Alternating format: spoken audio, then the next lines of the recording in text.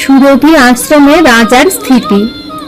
সুরভি জিজ্ঞাসা করে, তুমি কোন জন? রাজা বলে, শুনো মাতা, মম নিবেদন। অবনীতে মহিপতি ছিলাম মা আমি, শ্রীবৎস আমার নাম প্রাগদেশ স্বামী।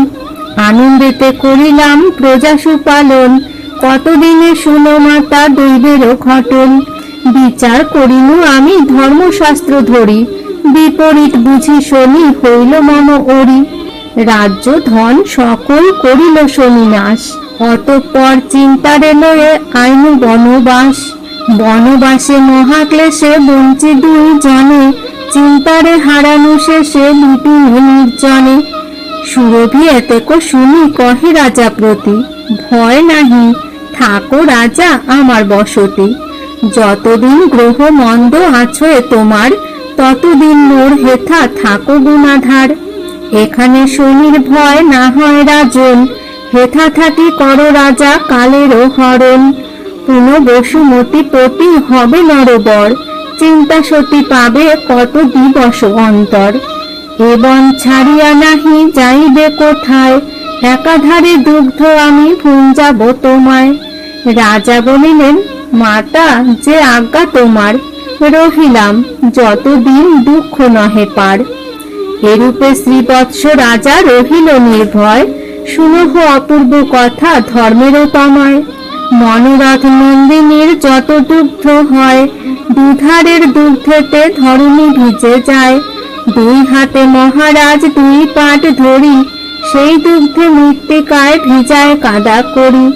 চিন্তা সতী শ্রীবৎস নিপতি নাম সরি, সে তাল বেতাল সিদ্ধ নরেতে বিচারি। যুগ্ম পাঠ যুক্ত করি কঠোর রাজন, এই রূপে কত পাঠ করো এ রচন।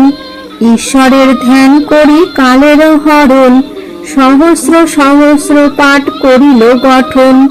স্থানে স্থানে স্তূপাকার শত শত করি, এমতে বঞ্চেন রাজা দিবস সর্বরি। কত দিনান্তরে শুনো ধর্ম মহাশয়, পুনর্বার পড়িলেন শনির মায়ায়। সেই মহাজন যায় বাহিয়া তরণী, কুলে থাকি দেখিলেন শ্রীবৎস আপনি। মহাজন প্রতি রাজা বলিল ডাকিয়া, শুনো শুনো সদাগর কুলেতে আসিয়া। নৃপতির উচ্চরব শুনি মহাজন, শীঘ্র করে কুলে তরি লইল তখন। রাজা কহিলেন পরে বিনয় বচন, শুনো মহাজন তুমি মোর বিবরণ। বড় বংশে জন্মিলাম পূর্ব ভাগ্য বলে, এইবার হইনু নষ্ট নিজ কর্ম ফলে। কারে কি বলিব আমি কি করিতে পারি, ঈশ্বরের ইচ্ছা যাহা খণ্ডাইতে নারী।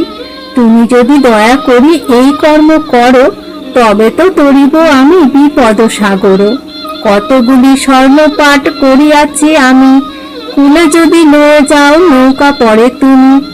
যে দেশে বাণিজ্যে তুমি করিছ গমন, সেই দেশে তব সঙ্গে করিব প্রস্থান। স্বর্ণপাঠ বেচি যদি পাই কিছু ধন, তবে তো বিপদে তরি এই নিবেদন। রাজার বিনয় বাক্য শুনি মহাজন, কিঙ্করের আজ্ঞা করে লয়ে এসো ধন। হৃষ্ট হয়ে নরপতি উঠে নৌকা পড়ে, স্বর্ণপাঠ বয়ে আনে যতে কোন ফোরে। তুষ্ট হয়ে সদাগর বাহিল তরণী, কি কব শনির মায়া শুনো নৃপমণি। কপট পাষণ্ড বড় সেই সদাগর, এই দুষ্ট চিন্তা চিত্তে করিল সত্তর। মিলাইল যদি ধন দৈবেতে আমাকে, ঘুচাই মনের ব্যথা বধিয়া ইহাকে। এতেক ভাবিয়া মনে দুষ্ট দুরাচারে, রাজাকে ধরিয়া ফেলে অপার সাগরে। যতক্ষণ ধরি দুষ্ট করিল বন্ধন, ত্রাহি ত্রাহি করি রাজা করিছে স্মরণ। কোথা তাল বেতাল বান্ধব দুইজন, এ মহা বিপদে করো আমারে তারণ। কোথা গেলে চিন্তা দেবী আমারে ছাড়িয়া, আমার দুর্গতি প্রিয়ে দেখো না আসিয়া। সেই নৌকা মধ্যে ছিল চিন্তা পতিব্রতা, কান্দিয়া উঠিল রানী শুনি প্রভু কথা। যখন ধরিয়া নিতে ফেলিল সাগরে, আইল বেতাল তাল নিদ্রা রূপ ধরে। তাল রক্ষা কইল চক্ষু, বেতাল হইল ভেলা, ভাসিয়া নৃপতি যান যেন রাশি তুলা। সেই ক্ষণে চিন্তা দেবী বালিশ যোগান, বালিশে আলস্য রাখি ভাসি নৃপযান। শুনহ আশ্চর্য কথা ধর্মেরও তনয়, বহুকাল জলে ভাসি সৌতিপুরে যায়। সৌতিপুরে মালাকার জায়ার ভবনে, আসিয়া লাগিল শুষ্ক পুষ্পের উদ্যানে। বহুকাল শুষ্ক ছিল যত পুষ্প বন, রাজ আগমনে পুষ্প ফুটিল তখন। রাজ দর্শনে পুনঃজীব সঞ্চারিল, পূর্বমত সব পুষ্প বিকশিত হইল। অশোক কিংশুক নাগ ফুটিল বকুল, গন্ধরাজ চাপা ফুটে জারুল পারুল। পুষ্প গন্ধে অলিকুল ধায় মধু আসে, কোকিল কোকিলা গান করিছে হরিষে। ষড়ঋতু আসিয়া হইল উপনীত, স্বরধনু সহকাম তথায় উদিত। পূর্বমত বনশোভা হইল বিস্তর, কর্মান্তর হইতে মালিনী এলো ঘর। আশ্চর্য দেখিয়া বড় ভাবিছে মালিনী, ইহার কারণ কিবা কিছুই না জানি। বন দেখি হৃষ্ট অতি মালির মহিষী, কুসুম কাননে শীঘ্র প্রবেশিল আসি। একে একে নিরখিয়া চতুর্দিকে চায়, হেনকালে শ্রীবৎসকে দেখিল তথায়। কন্দর্প আকার এক পুরুষ সুন্দর, মালিনী দেখিয়া কহে করি জোর কর।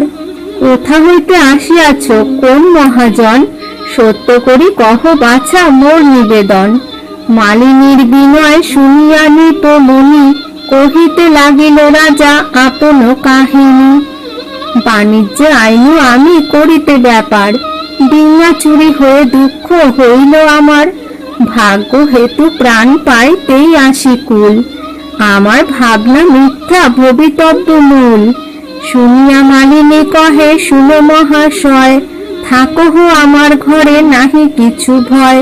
শুভ গ্রহ হইল তব দুঃখ অবসান, নহে কেহ নৌকা ডুবি পাইয়াছে প্রাণ। আর কেহ নাহি বাপু বঞ্চি একাকিনী, মোর গৃহে ভাগিনেও ভাবে থাকো তুমি।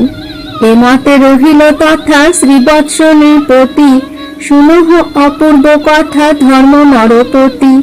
বনপর্বে শ্রীবৎসের পূর্ণ উপাখ্যান, কাশীরাম দাস কহে শুনো পুণ্যবান।